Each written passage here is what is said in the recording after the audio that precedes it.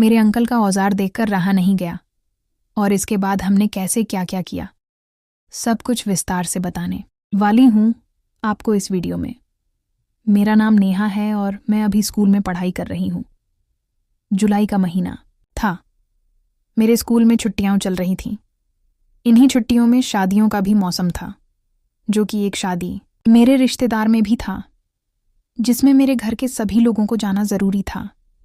मेरे घर के सभी लोग जाने के लिए तैयार थे, लेकिन सबसे बड़ी समस्या यह थी कि घर में आखिर कौन रहेगा और घर की देखभाल कौन करेगा, क्योंकि घर बंद करके शादी में जाने पर घर में चोरी होने का डर बना रहता। इसीलिए सभी का साथ जाना भी संभव नहीं हो पा रहा था। सबने मिलकर फैसला किया कि मैं घर पर ही रहूंगी। मैं भी शादी में जाना चाहती थी, लेकिन फिर घर पर कौन रहेगा। बस यही सोचकर मैं नहीं गई और घर पर ही रुक गई। लेकिन पापा मुझे घर पर अकेला छोड़कर कैसे जा सकते थे। अगर कोई चोर आ भी जाए तो मैं अकेली लड़की क्या कर पाऊंगी। पापा ने यह सब सोचा और फिर पापा ने अपने सबसे खास और भरोसेमंद आदमी को कॉल किया और कहने लगे, रमेश, एक काम है 2-4 दिनों के लिए। हम एक शादी में जा रहे हैं और घर में मेरी बेटी अकेली है। घर में एक लड़की का अकेले रहना सही नहीं है। अगर तुम्हें कोई परेशानी ना हो तो क्या तुम कुछ दिनों के लिए मेरी बेटी के साथ रुक सकते हो। रमेश मेरे अंकल थे। रमेश अंकल कहने लगे, इसमें परेशानी वाली कौन सी बात है। जैसे मैं यहाँ से अपनी जॉब के लिए जाता हूँ वैसे ही वहाँ से चला जाया करूँगा। वैसे भी मैं सिर्फ रात में ही घर पर आता हूँ, तो रात में मैं तुम्हारे घर पर सो जाया करूँगा। अंकल रात में हमारे घर पर सोने के लिए तैयार हो गए। पापा से कहने लगे, आप चिंता ना करें, मैं हूं तो कोई परेशानी की बात नहीं होगी। अंकल की शादी 2 साल पहले हो चुकी थी। पापा और मम्मी नहा धोकर जाने के लिए तैयार हो गए और शाम को निकल गए। उसके बाद शाम को जब अंकल आ रहे थे तब उन्होंने मुझे कॉल की और पूछने लगे कि खाने में क्या खाओगी। मैंने कहा, अंकल थोड़ा पनीर की सब्जी लेकर आना, क्योंकि मुझे पनीर की सब्जी बहुत ज़्यादा पसंद थी। मैंने रोटी और चावल बना ली थी। शाम को जब अंकल आए तो वह अपने साथ पनीर की सब्जी भी लेकर आए।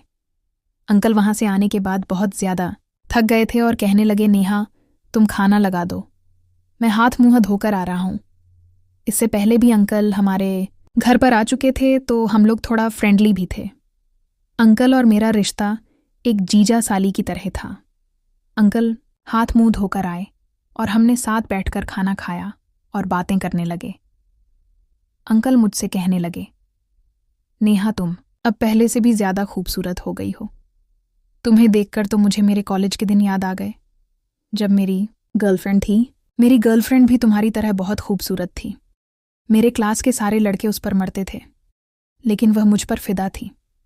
अंकल की बातें सुनकर मैं हंसने लगी और कहने लगी, अंकल आप तो अभी भी बहुत हैंडसम हो, आपकी तो अभी भी गर्लफ्रेंड होंगी। अंकल कहने लगे, नहीं यार नेहा, जब से मेरी शादी हुई है मैं तो एक को ही नहीं झेल पा रहा हूं। इतना कहकर अंकल मुस्कुराने लगे। उनकी बातें सुनकर मैं भी हंसने लगी। मैं अंकल से कहने लगी, अंकल दूध पियोगे। अंकल मेरी ओर देखने लगे और कहने लगे, हाँ अगर है तो ले आओ थोड़ा सा। मैं किचन में जाकर दूध ले आई और अंकल को दे दिया। अंकल ने दूध पिया और कहने लगे, नेहा दूध कितना मीठा है, और मजाक करने लगे। मैंने अंकल से कहा, अंकल आप तो रोज घर पर दूध पीते होंगे। अंकल मेरी बात समझ गए और हंसने लगे। फिर हम लोगों ने साथ मिलकर खाना खाया। खाना खाने के बाद अंकल फ़ोन चलाने लगे और मैं किचन में जाकर काम करने लगी। सारा काम खत्म करने के बाद हम लोग रात को 1 बजे तक इधर उधर की बातें करते रहे। अंकल इतने अच्छे थे कि बात करते करते वक्त का पता ही नहीं चला। उसके बाद मैं अपने कमरे में जाकर सो गई और अंकल अपने कमरे में सो गए।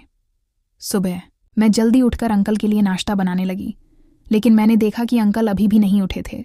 मैं अंकल को आवाज़ देने लगी और कहने लगी, अंकल आपको देर हो रही है, उठ जाइए।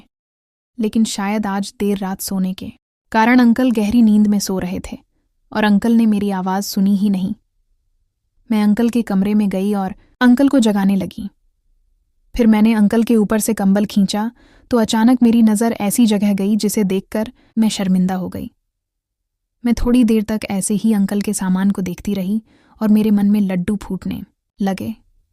तभी अंकल की आंखें खुल गईं और अंकल ने कहा, अरे नेहा। लेकिन मेरी नज़र वहाँ से हट ही नहीं रही थी। अंकल समझ गए कि मैं क्या चाहती हूँ और वह मुझे और अच्छे से दिखाने लगे। देखते देखते जब मैंने संयम खो दिया तो मैंने जल्दी से कमरे का दरवाज़ा और लाइट बंद किया और अंकल के साथ काम शुरू कर दिया। अगर आप डिटेल में जानना चाहते हैं कि हमने कैसे क्या क्या किया तो कमेंट में पार्ट 2 लिख दीजिए, जिसके बाद आगे जो हुआ वह मैं पूरे विस्तार से अगली वीडियो में बताऊंगी। तो आने वाली वीडियो देखने के लिए इस वीडियो को लाइक करके इस तारा स्टोरी चैनल को सब्सक्राइब कर लीजिए। मैं फिर मिलूंगी अगली वीडियो